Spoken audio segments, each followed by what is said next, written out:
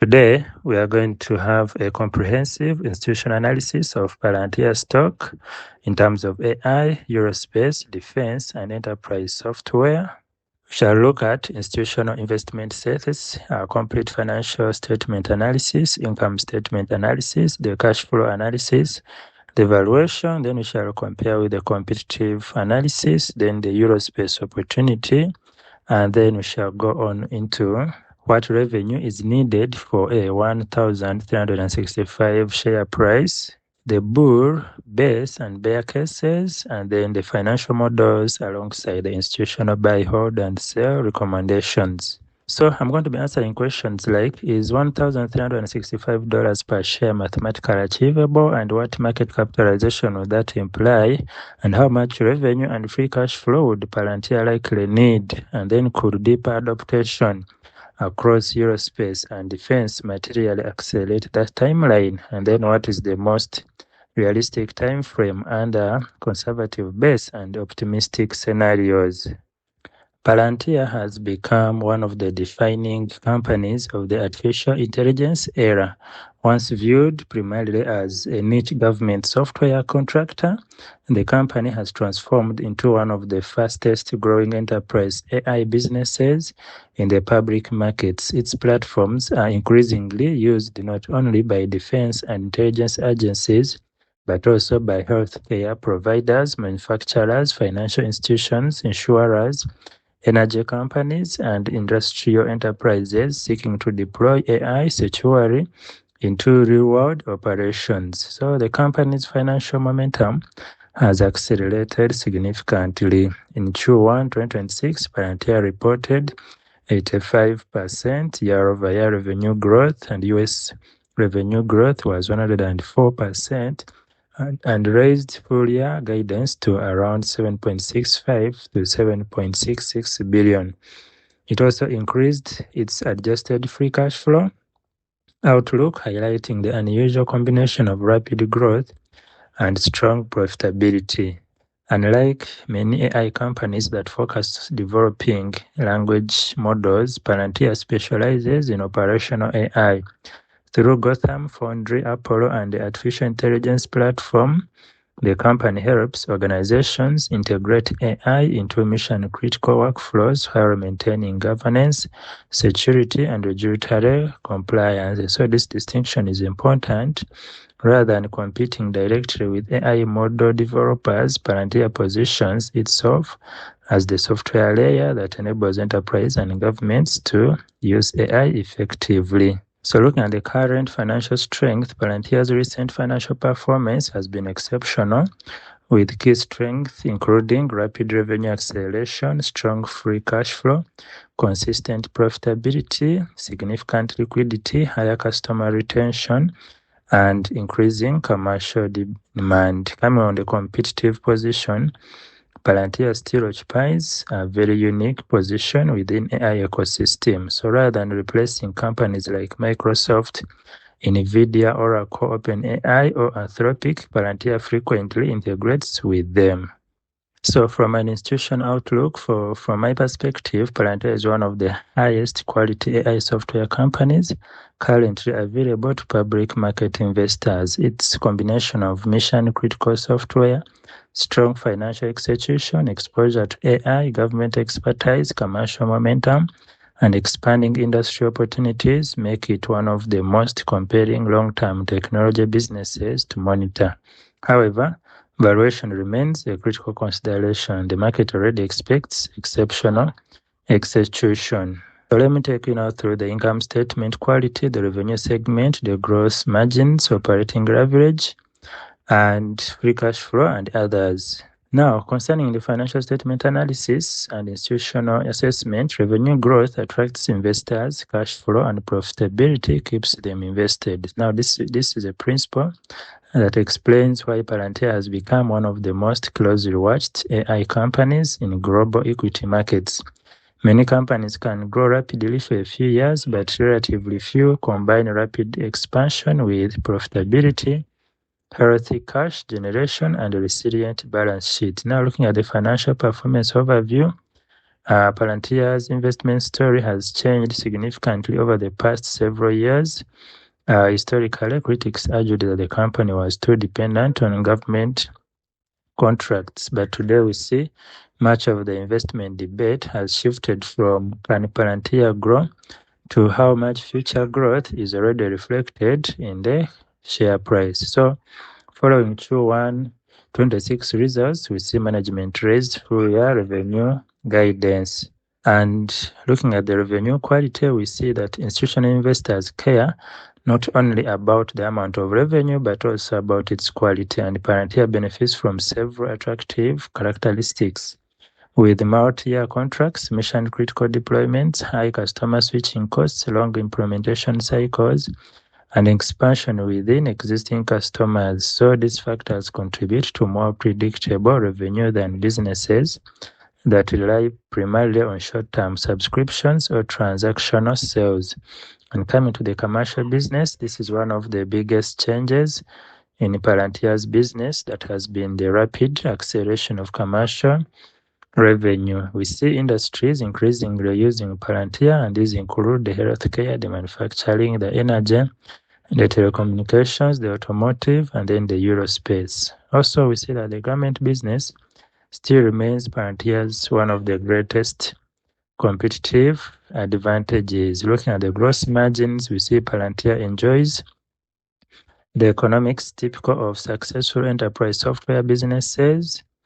As we see, the gross margins remain high. Additional revenue increasingly contributes to operating profit. So the scale can significantly improve profitability over time. So now if I go to operating leverage, for Palantir, this could mean research and development becoming a smaller percentage of revenue over time, and administrative expenses scaling efficiently. The free cash flow is one of the most important metrics for institutional investors because it reflects the cash a company generates after investing in its business, and Palantir has demonstrated strong free cash flow generation while contributing and continuing to invest heavily in AI capabilities, and this provides flexibility to expand internationally, develop new products, pursue acquisitions, and repurchase shares if appropriate. So the balance sheet strength, the balance sheet remains a major competitive advantage, which includes significant cash reserves, minimal financial leverage, and strong liquidity. So another reason institutional investors value Palantir highly is customer expansion. If you're enjoying and benefiting from this analysis so far, please like, share, and subscribe. Now, many customers begin with one use case before gradually expanding to additional departments, regions, or business units. And this creates higher lifetime customer value and better retention. Now, the rule of 40, we already see that Palantir is generally above that, with it scoring 145% in the latest earnings. So now, let's say Aerospace as a financial opportunity. Now, Aerospace represents one of Palantir's most promising long-term expansion opportunities. Current involvement includes Airbus and other defense-related programs. Future opportunities may include predictive aircraft maintenance, which we are actually seeing in recent announcements, manufacturing optimization, satellite data management, space logistics, autonomous flight systems, defense command platforms. So if adoption expands, Aerospace could become a meaningful contributor to long-term revenue growth. And stay with me as we expand much on this. So from a financial perspective, Palantir possesses many of the qualities sought by long-term institutional investors. And if we can categorize and assess, we see that revenue growth gets a 5-star, profitability gets a 5-star, free cash flow gets a 5-star, balance sheet gets a 5-star, competitive position gets a 5-star, Financial risk is low to moderate, it gets a 2-star, but the overall business quality gets an A+. Now, stay with me as we examine whether a 1,365 share price is achievable, and the market capitalization that would imply, and the discounted cash flow analysis, plus revenue and earnings required to support such evaluation, and how deeper adaptation across aerospace and defense could influence Palantir's long-term financial trajectory under optimistic scenarios. Now, looking at the valuation analysis, what is the mathematics behind this share price?